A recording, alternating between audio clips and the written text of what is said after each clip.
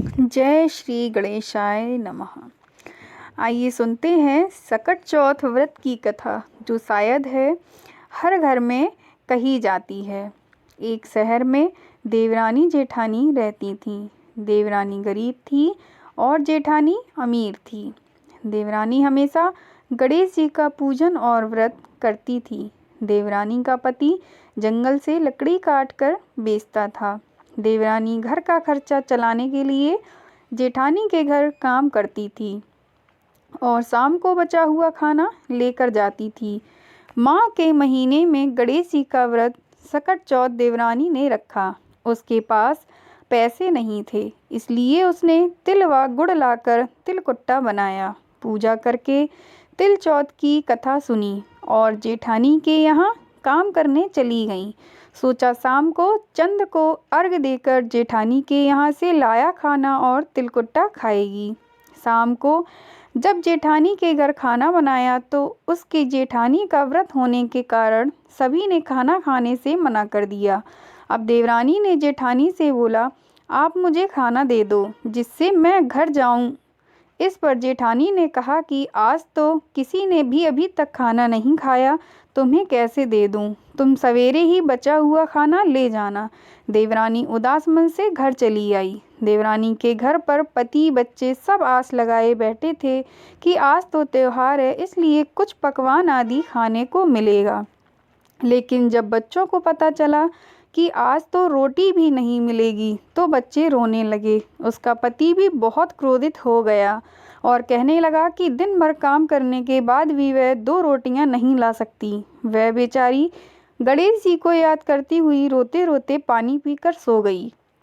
उस दिन सकट माता बुढ़िया माता का रूप धरकर देवरानी के सपने में आईं और कहने लगी, सो रही है या जाग रही है? वह बोली, कुछ सो रहे हैं, कुछ जाग रहे हैं। बुढ़िया बोली, भूख लगी है, खाने के लिए कुछ दे दो। देवरानी बोली, क्या दूं? मेरे घर में तो अन्न का एक दाना भी नहीं है। जेठानी बचा खुचा खाना देती थी, आज वो भी नहीं मिला। पूजा का बचा हुआ तिलकुट्टा छीके में पड़ा है, वही खा लो। सकट माता ने तिलकुट खाया और उसके बाद कहने लगी, निमटाई लगी है, कहाँ निमटें? उसने कहा, यह खाली झोपड़ी है, आप कहीं भी जा सकती हो, जहाँ इच्छा हो वहाँ निमट लो। फिर सकट माता बोली, आप कहाँ पहुँचूं? अब देवरानी को बहुत गुस्सा आया कि उन्हें कब से परेशान किया जा रहा है, सो बोली कि मेरी साड़ी से पोंछ लो। देवरानी जब सुबह उठी तो यह देखकर हैरान रह गई कि पूरा घर हीरों और मोतियों से जगमगा उठा है। उस दिन देवरानी जेठानी के घर काम करने नहीं गई। जेठानी ने कुछ देर तो राह देखी, फिर बच्चों को देवरानी को बुलाने भेज दिया। जेठानी ने सोचा, कल खाना नहीं दिया था, इसलिए शायद देवरानी बुरा मान गई होगी। बच्चे बुलाने गए। देवरानी ने कहा कि बेटा, बहुत दिन तेरी माँ के यहाँ काम कर लिया। बच्चों ने घर जाकर माँ से कहा कि चाची का पूरा घर हीरों और मोतियों से जगमगा उठा है। जेठानी दौड़कर देवरानी के पास आई और पूछा कि यह सब कैसे हो गया। देवरानी ने उसके साथ जो हुआ वो सब कुछ कह डाला। उसने भी वैसा ही करने की सोची। उसने भी सकट चौथ के दिन तिलकुटा बनाया। रात को सकट माता उसके भी सपने में आईं और बोली, भूख लगी है, मैं क्या खाऊं? जेठानी ने कहा कि आपके लिए छीके में रखा है, फल और मेवे भी रखे हैं, जो चाहे खा लो।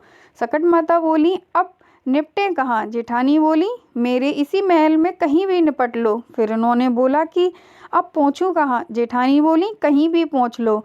सुबह जब जेठानी उठी तो घर में बदबू गंदगी के अलावा कुछ भी नहीं था।